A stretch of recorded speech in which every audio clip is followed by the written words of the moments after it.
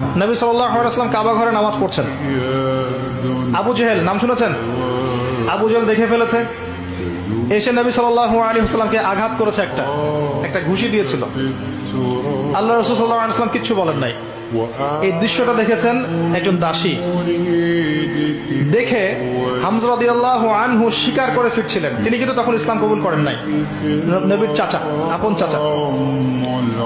হামজা রাদিয়াল্লাহু আনহু আসছেন, তাকে বলছে ইয়া আবু আমারা, ইয়া আবা আমারা, হে হামজা, তার উপনাম ছিল এটা।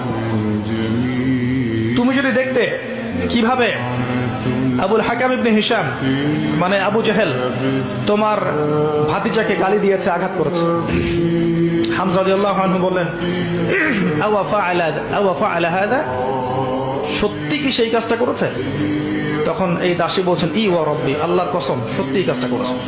তখন তিনি ঘোড়া ছুটিয়ে কাবা ঘরে গেলেন, গিয়ে দেখলেন আবু জেহেল দাঁড়িয়ে আছে সবার সামনে, কাবা ঘরে সবার সামনে আবু জেহেলের কলার ধরে তাকে প্রচন্ড জোরে একটা ঘুষি দিয়ে বললেন যে আতাশতুমুনি ওয়া আনা আলা দীনিহি, তুমি কি আমাকে আঘাত করবে? আমি নিজে তার দ্বীনের উপরে আছি। আকুলু মা ইয়াকুল, ও যা বলে, আমার ভাতিজা যা বলে আমিও তাই বলি। রুদ্দাহা ইন ইসতাতা'তা, তোমার যদি ক্ষমতা থাকে এই ঘুষি ফিরিয়ে দিয়ে দেখাও। কে বলেন এই কথা? হামজা রাদিয়াল্লাহু আনহু। এবং ওখানে সাক্ষ্য দিচ্ছেন যে আনা আলা দীনিহি ওয়া শাহিদতু আল্লা ইলাহা ইল্লাল্লাহ ওয়া আন্না মুহাম্মাদার রাসূলুল্লাহ।